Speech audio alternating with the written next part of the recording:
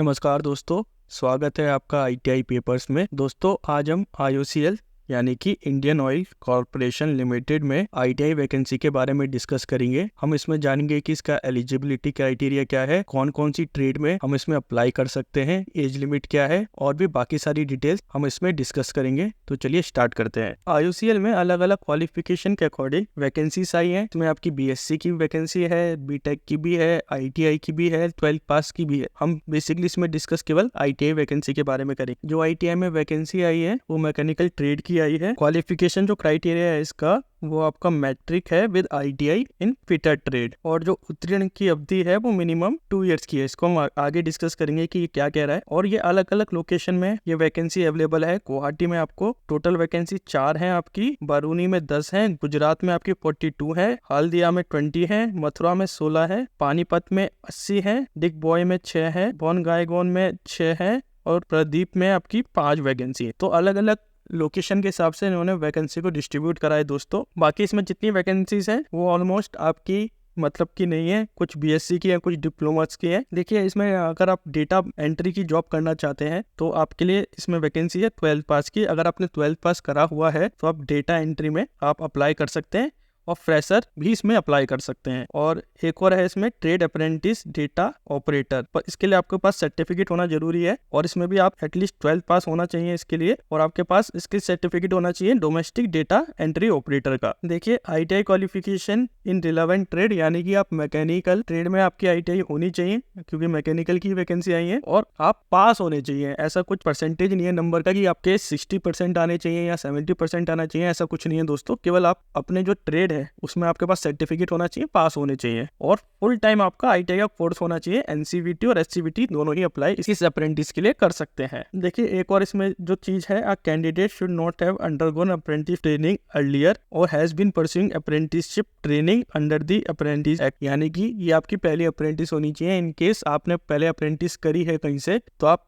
इस जॉब के लिए या इस अप्रेंटिस के लिए आप एलिजिबल नहीं होंगे। Candidate having undergone training and or having a job experience of a period of 1 year or more after the attainment of the qualification shall not be eligible for being engaged as technician apprentice। देखिए अगर आपने कोई training करी है, आपको कोई 1 साल से ऊपर का जॉब एक्सपीरियंस है तो उस केस में भी आप एलिजिबल नहीं होंगे। जो आपकी एज लिमिट है दोस्तों वो 18 ईयर है और मैक्सिमम एज जो लिमिट है 24 ईयर है for general and EWS candidate. और आपको पता ही है कि ओबीसी और एससी एसटी के लिए आपको एज रिलैक्सेशन मिल जाता है। अब इसका सिलेक्शन मेथड क्या है दोस्तों, एक बार इसको भी हम जान लेते हैं। Selection shall be on the basis of performance of candidate on the basis of marks obtain by them in the written test. देखिए आपका एक रिटन टेस्ट होगा 2 आवर्स का, उसके अकॉर्डिंगली ही आपको सेलेक्ट करा जाएगा। यानी कि केवल आप आईटीआई में पास होने चाहिए, एक एलिजिबिलिटी क्राइटेरिया ये है। और दूसरा क्राइटेरिया क्या है दोस्तों कि आप एक रिटन टेस्ट देंगे, 2 घंटे का वो रिटन टेस्ट होगा कि रिटन में आपके जितने टेस्ट में नंबर आएंगे उसके ऊपर आपका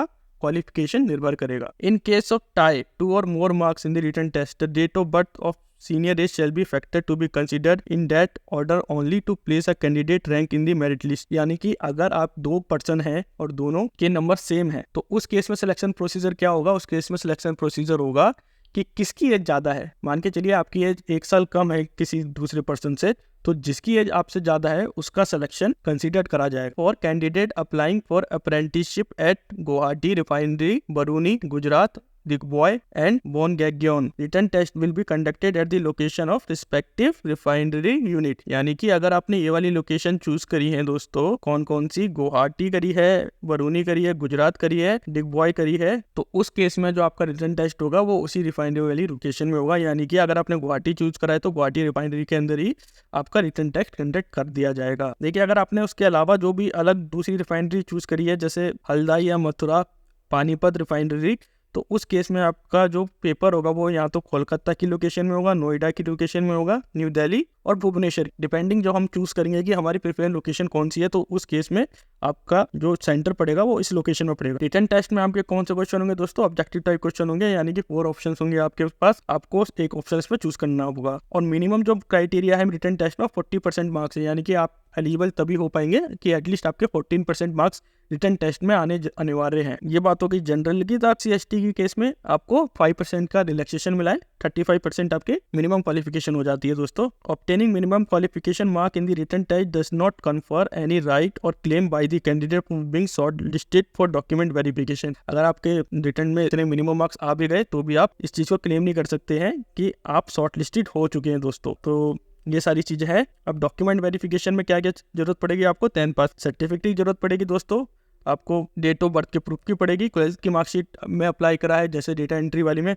तो आपको क्लास 12 की मार्कशीट की जरूरत पड़ेगी। सिमिलरली आपको एनसीवीटी यानी कि आईटीआई के लिए एनसीवीटी और एससीवीटी की सर्टिफिकेट की जरूरत पड़ेगी। ये चीज इसमें लिखी है दोस्तों। अब आपको अप्लाई कहाँ पे कैसे करना है, चलिए हम एक बार उसको भी जान लेते हैं। इसकी 2 वेबसाइट दी है, वो मैं आपको आपकी डिस्क्रिप्शन लिंक पे दे दूंगा दोस्तों। इसकी स्टार्ट डेट ऑफ सबमिशन है 21 अक्टूबर और लास्ट डेट ऑफ सबमिशन है 20 नवंबर। तो आपको 1 महीने की टाइम ड्यूरेशन आपके पास है। एडमिट कार्ड आपका अवेलेबल हो जाएगा 27 नवंबर को और 2 दिसंबर तक ये आपका एडमिट कार्ड अवेलेबल रहेगा। रिटर्न टेस्ट आपका 3 दिसंबर को होगा और रिटर्न टेस्ट का रिजल्ट जो आएगा वो 8 दिसंबर को आएगा। डॉक्यूमेंट वेरिफिकेशन आपकी 13 से 21 नवंबर तक चलेगी। दोस्तों इस फॉर्म को कैसे भरना है आइए हम इसे भी जान लेते हैं। दोस्तों ये वाला लिंक आपको यूट्यूब डिस्क्रिप्शन में मिल जाएगा। ये इसमें कई अलग अलग ट्रेड्स हैं, ठीक है, अकॉर्डिंग टू क्वालिफिकेशन। क्योंकि हम आईटीआई के ऊपर बात कर रहे हैं तो हम आईटीआई वाली ट्रेड को चूज करेंगे। 102 का कोड है और ये मैकेनिकल ट्रेड है। इसके बाद हम प्रोसीड पे जाएंगे। प्रोसीड पर जाने के बाद आपको और अलग ऑप्शन मिलेंगे रिफाइनरी की लोकेशन के, तो हम इसमें से कोई भी एक सिलेक्ट करेंगे जो आपकी प्रेफरेंस होगी। अभी मैं रैंडमली पानीपत को सिलेक्ट कर रहा हूँ। पानीपत को सिलेक्ट करने के बाद दोस्तों एक बार हमें दोबारा प्रोसीड पे जाना है। दोस्तों ये वेबसाइट थोड़ी स्लो तो चल रही है, काफी दिक्कत आ रही है इसको ओपन करने में। दोस्तों प्रोसीड करने के बाद ऑप्शन आएगा अप्लाई नाउ का, आप अप्लाई नाउ पे क्लिक कीजिएगा। उसके बाद इसमें इंस्ट्रक्शन लिखे हुए हैं, आप नेक्स्ट कर दीजिएगा। इंस्ट्रक्शन पढ़ने होंगे तो पढ़ लेना। उसके बाद हमें अपनी इन्फॉर्मेशन फिल करनी है, जैसे हमें फर्स्ट नेम फिल करना है और लास्ट नेम हम फिल कर देते हैं। हमें जेंडर सेलेक्ट करना है male female, marital status single या मैरिड। हमें डेट ऑफ बर्थ अब दोस्तों सेलेक्ट करनी होगी। डेट ऑफ बर्थ आपकी मिनिमम 18 ईयर होनी चाहिए, तो मैं रैंडमली कुछ एक डेट ऑफ बर्थ सेलेक्ट कर रहा हूँ। ठीक है, डेट ऑफ बर्थ सेलेक्ट करने के बाद आपको अपने फादर नेम का चूज करना है। अपने फादर नेम हम कुछ भी डाल रहे हैं। मदर नेम में अपनी माताश्री का नाम डाल दीजिएगा आप। स्पाउस नेम को आप छोड़ सकते हैं। रिलीजन आपको सेलेक्ट करना है। रिलीजन सेलेक्ट करने के बाद आपको कैटेगरी चूज करनी है दोस्तों। मैं यहाँ पे जनरल चूज कर रहा हूँ क्योंकि बाकी आपको कैटेगरी में आपको शायद सर्टिफिकेट भी लगाना पड़ सकता है, जैसे